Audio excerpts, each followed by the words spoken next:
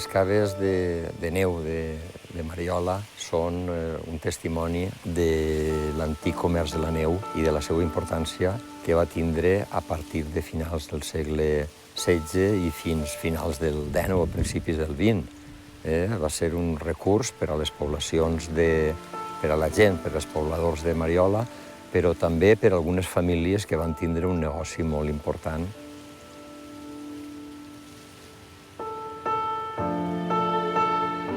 En total n'hi ha 53 construccions entre ventisquers i pous, pous tipus caves, així s'anomenen més bé caves.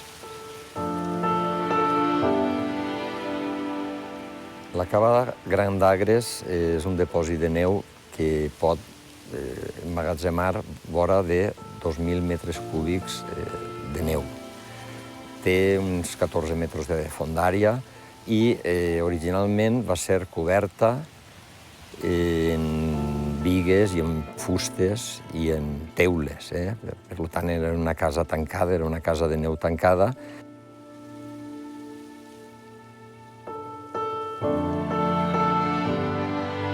La construcció va ser realitzada per la gran família que té un origen a Agres, però després van residir en Ontinyent, que és la família Puig.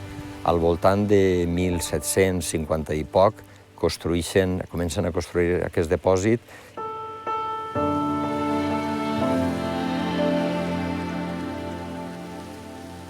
El cas de Bocairent, la cava de Sant Blai, és un dipòsit a les afores immediatament, a les esquenes del poble, que va ser utilitzat per a guardar la neu de la part que pega al barranc de la Fos, allí, tot a prop de les Covetes dels Moros.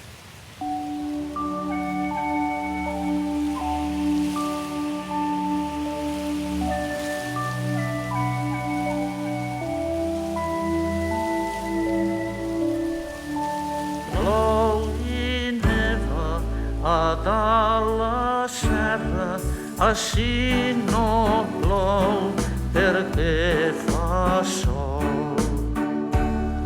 Així no plou, plou i neva a la serra.